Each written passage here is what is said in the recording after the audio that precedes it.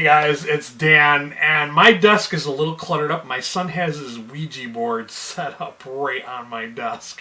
But it is time for another trade paperback review, and this time we're reviewing Valkyrie, Jane Foster, Volume 1, The Sacred and the Profane.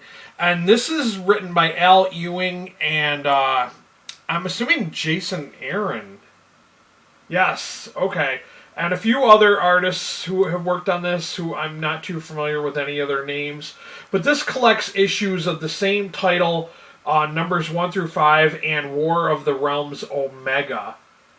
Now, I have to say, Jane Foster has been many things. She was originally Thor's girlfriend at one time, and then she became Thor, which I have to admit, I thought Jane Foster was the best Thor, in my opinion.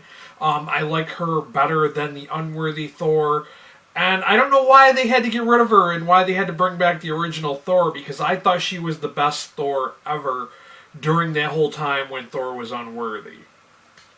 But, you know, now she's the Valkyrie, since after the War of the Realms, all of the Valkyrie have been obliterated. They were basically, if that's not a spoiler if you're going to read this, because if you've read the War of the Realms, you pretty much know they all got wiped out.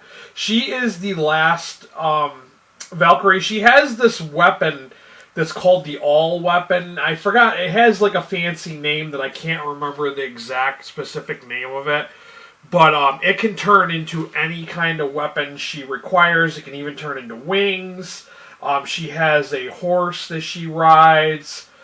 And this is jam-packed with guest appearances by different villains like Bullseye, the Grim Reaper, Mephisto.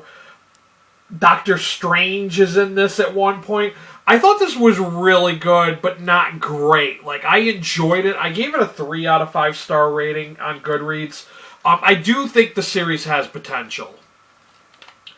Was not a great start. I mean, it could have been a little better. It feels a little rushed. I hate the fact that with every issue, they kind of reiterate her background. Like, they feel the need to tell you that and remind you. I mean, if you've been reading Marvel Comics for a while, we all know who Jane Foster is. We all know Jane Foster had cancer. We all know that she was the Thor at one time. And I felt like that was kind of annoying and a little bit obnoxious that they kept like reiterating that with every single issue. It kind of got annoying, and maybe that's why I thought it was only a 3-star rating for me. But I do think the series has potential. It brings up the whole idea of different afterlives for the Marvel Universe. There was like many of them that she passed through, because Heimdall, I think his name is, he's one of the guy, the keeper of the Rainbow Bridge, and he wanted to see what all was out there. And I'm not going to say too much more about that because I don't want to spoil his story. But yeah, definitely check this out if you are into... if you like the Valkyrie from the Defenders, I think you're going to enjoy this much more, because she seems a little more complex and she's a more likable hero, I guess you could say, just because of the personality.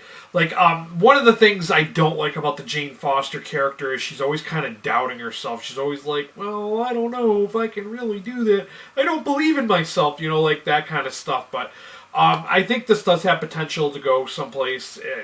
I enjoyed it, and I'm willing to check out more in this series. For those of you in the U.S., I will have a link to Amazon down below. For those of you outside the U.S., I'm going to have a bookshop.org link.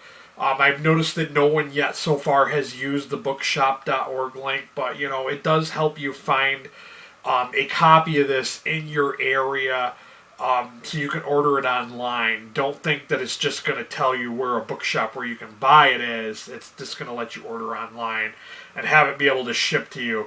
I know it's not free shipping like Book Depository, but like Book Depository was just... They switched their server as to who was hosting their site and everything, and it was just too much more complicated to get an affiliate account with them that I just gave up on it, and that's why I decided to do the bookshop.org. If you don't mind throwing down $1 or $2 to help support my channel, I greatly appreciate it, so I will include my coffee link as well. That will be down below.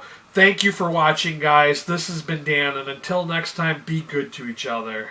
Peace.